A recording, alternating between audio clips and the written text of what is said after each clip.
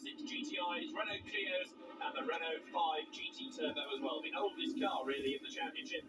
They're all lined up ready to do battle, taking on Proton Coupes as well. This is a real mix. Stephen Melly and Tony Rivers sharing row 1. Robb Addison and Dennis Banning, that man again on row 2. Nick Reynolds and the ever-spectacular Steve Oulton on the 3rd row of the grid. Robb Addison ready for battle in his Rover 216 GTI. This, Andrew, is going to be a great race. So, a rolling start again there. Steve Melly with the X on the back because he let his licence lapse. He is a former Irish rallycross champion. And getting to grips. We ride on board with Robb Addison in car number 99. David Addison, no relation, is he? No, he's a far quicker racing driver than I ever would be. And you're about to see the evidence of this because the lights are red. They're going to go to green any second now. And away they go. Tony Rivers to the left. To the right, Stephen Melly. And Robb Addison now looks for a way through the Rover. Down towards Oulton corner. Let's see if Group 2 can get around the corner without contact. They've done it so far. The Rovers, the Hondas, the Renaults, the Protons swing their way out of Oulton and set off now down towards Cascades for the first time. We've got 22 cars out there. This is going to be very hectic indeed. But Stephen Melly has made a good start. There, look, the yellow Honda of Dennis Banning trying to squeeze through to 4th place on the inside. Robb Addison having a look for the lead as they dive down towards Foster's. The Dennis Banning has been racing Honda CRXs for must be about a decade now, I think. Could be even longer than that. Yeah, I think 1988 he started off in them when the championship first came onto the scene. Dennis was sponsoring somebody and thought, oh, I might as well have a go as well. Philip Hatchman there turns through in the Rover, and Dennis Banning has rarely missed a CRX race in the, 12, 13 years since. That's right, he's Mr. Stafford Land Rover, he's sponsoring the championship, as well as racing in both divisions of it, so he really loves this series. A lot of Honda CRXs out there, Stuart. It's been a long time since they had their own one-make series, but they found a very happy home here. This is more the traditional Super Coupe Cup classes, isn't it, David? These are the people we've seen racing these cars, and this mix of cars for the last few years. Yeah, that's right. This series came about really by putting the Honda CRXs together with the Renault 5 GT Turbos, then the Polos joined in, then the Clios, and then we now have, as you can see, the Protons joining in. We've also got the Rover 216 GTIs as well, and diving through there on the inside, Robb Addison trying to make sure of that second place from Tony Rivers. They're holding one another up a little bit though now, letting the race leader Stephen Melly pull away. The Renault Clio that became Renault's principal one-make championship back in 1991. You've got the Rover 216 GTI that also started that year when it was in the Rover Sport days. Slim Borger, I think he was, who won the first 216 GTI race. And Jonathan Palmer, if you cast your mind back, won the first Renault 5 GT Turbo race in 1985. Great for the trivia answers is David Addison, but meanwhile we've got a superb race going on. And Robb Addison it is, you're right on board with him now. Really monstering all over the back of Steve Melly's Renault Clio. This is a good battle. Mike Chapman going through their newcomer to racing this year with his green 5 Turbo. Still very quick little cars, those 1400cc turbocharged engines that used to give great racing in their heyday when you had 30 odd of them on a track, and they're still competitive. As you can see, Tony Rivers is going well here, slipping down the field slightly there. He might lose 4th place here if he's not careful because another of the Rovers looks to go around him on the outside line. And Steve Oulton in 6th place there, going well in the CRX, the motorcycle dealer, looking to try and move up the order. Yeah, I think I spotted Dennis Banning sneaked into 3rd place. There he is, the yellow Honda, taking the inside line.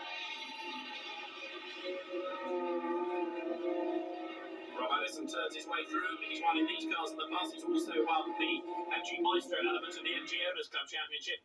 Very quick in one-make saloon car racing. Now, what can he do about Stephen Melly? There's still a gap between them at the moment as they come down through Foster's. And Robb Addison under pressure from Dennis Banning. Rivers in 4th place there as they turn into Foster's this time. Not quite sure, David, why they use this Foster circuit at Oulton Park. I love the dogleg out down to Island Bend. I'm not quite sure why they shortcut it. The cynic in him would suggest that if they use the Foster circuit, the races take less time. You can therefore get more races on an afternoon, and you can therefore offset the circuit higher against more entry fees. But maybe I'm a cynic. I think you're a cynic because you can just shorten the races by a few laps. Well, that's true. Dennis Banning turns his way down. Up into 2nd place there, coming through to it. He scrapes up ahead of Robb Addison, and he goes now down towards Lodge Corner. Somebody off there, there's one of the Hondas. Heading towards the tarmac with a new air brake. That's Vince Payne, I think. Could get a pain in his neck if he leaves the back door open. Anyway, he's back on the track and sets off towards Lodge Corner. That's it, closes itself. Perfect. Lucky man. It's cost them a fair few places. Big moment at Druids, who tend not to have small moments at Druids. Now, Stephen Melly lead, Dennis Bunning second, Robb Addison third, Tony Rivers back up into fourth place, and they're all bunching up, aren't they now? Yeah, this is a tremendous race, isn't it? This is club racing at its very best. And again, conditions appalling. Maybe not quite as heavy rain as there was in the Group 1 race we saw earlier, but it's still very unpleasant, very nasty out there. And Steve Melly hanging on. Nick Reynolds up the turn. No, Is that the leader's off? The leader took the long way round. Well, it was a rallycross drive. They went a bit of rallycrossing there. Well, that's really blown it down because it's going to be way down. Two more of the Rovers have gone off there. 27, Richard Gay, number 50 out of the race as well. Patrick Collins, former Silverstone Race School Peugeot 306 class champion. He's going no further with a very badly damaged car. But Stephen Melly has thrown it away. What did he do? Just come too quickly into Foster's, do you think? Difficult to tell, isn't it? Meanwhile, now Robb Addison is back in second place, and Dennis Bunning is somehow in the lead through all that. That's right, Dennis Bunning then being promoted by Stephen Melly's error. I just wonder whether Robb Addison's car, you can see from the onboard shot, he's steaming up inside, whether that visibility is now starting to hamper him a little bit. Tony Rivers going well, he's in third place, and then struggling to rejoin is the battered rover of Richard Gay, who's about to become Re-Gay, I think, as he finds the road, and that has taken a real pounding, hasn't it? I'm not sure all four wheels are pointing in the right direction now. Well, Robb Addison's up, sees that yellow flag though coming down towards Cascades. Now what can he do about Dennis Bunning? Look at the condensation inside the car. Also, he's got a big crack in the screen as well. Yeah. There's Tony Rivers in third. Fourth, working his way up the order, is Nick Reynolds. Then in fifth is Steve Oulton. Now what happened to Stephen Melly? Sixth, there he is, just going through the shot. So, from hero to zero, in one easy manoeuvre, I'm afraid, the former rallycross champion was leading, comes out of the corner in sixth place, and now he's got a lot more work to do to try to fight back. I don't think he's going to be able to do it. I don't think he is. Just misjudged his braking by a fraction of a second, shot straight on, and these boys were straight past him. There aren't very many of the Clios in this race. Stephen Melly by far and away the quickest of them, turning his way down through Lodge Corner. Looking number one though there, Steve Oulton in the Honda CRX, the red, white and blue Honda, second in its class, coming now down towards Lodge Corner. He's all over the back of Nick Reynolds like a rash, watching the pace away from him now. The other Clio's the one driven by Matthew Truelock, the number 67 car, and that's just inside the top 10. Now Robb Addison losing touch a little bit now. Here he comes up across the line. And Dennis Bunning, as we finish the champion's sponsor, go well. He's going off. Look who he is. That's Mark Taylor, I think. Yeah, off he goes into the gravel bed. And Mark Taylor's Honda CRX is about to enjoy a very long pit stop, isn't it? He's going no further. The gravel doing its job, and Mark Taylor out of the race. Yeah, the marshals there have been busy, boys, haven't they? All through this race meeting, actually. Change for third place, Nick Reynolds then ahead of Tony Rivers, diving down the hill. That was a brave effort. Nick Reynolds then moves ahead. He won the championship outright 2 years ago. He's now third in this race. I just wonder whether now, of course, not only can he take second place off Robb Addison, but more importantly, can he take the lead of the Rover 216 class here? Yes, remember, David, there are separate prizes for each of the different classes, and indeed separate championship points. So that's very important to them. Okay, winning the race outright is the most important thing, but even Melly here can still win his category. And he will do by quite some distance, I would have thought. Now, Tony Rivers down in fourth place, being attacked by Steve Oulton as they turn into the corner. Oulton defecting from Renault 5 Turbos to Honda CRXs this year. Might be a new car to him, but he's acquitting himself very well indeed. He won the 5 Turbo part of the championship twice in the past. The lapped rover, or about to be lapped rover, of Richard Gay, you can see there the blue car turning his own ball. Dennis Bunning and friends are about to descend upon him. And Robb Addison is now really having to work hard, isn't he, to hang on to the lead of the rover class here. Yeah, he certainly is. Dennis Bunning's impressed me. The man is, well, heading towards 60 years old, had a good career as a motocrosser, and as we said, moved up into Honda CRX racing, and he's beating all these youngsters, some of the people half his age. Good effort. A 5 in trouble there, look, coming down towards Foster's. Let's try and work out who that is and why they're going slowly. Number 61 it is, James Wolstenholme. And I fear that his Renault 5 Turbo is going to be a pit visitor at the end of the lap, going very slowly for whatever reason. Well, no telltale smoke from the turbo behind, but could be transmission failure perhaps. Somebody getting all cross Oh, out there. very sideways. One of the rovers. Oh, he's a lot. Round he goes. Let's try and work out who it is. That's Kelsey Kerridge. Gets back now towards the tarmac. He's drying out a little bit, you can see.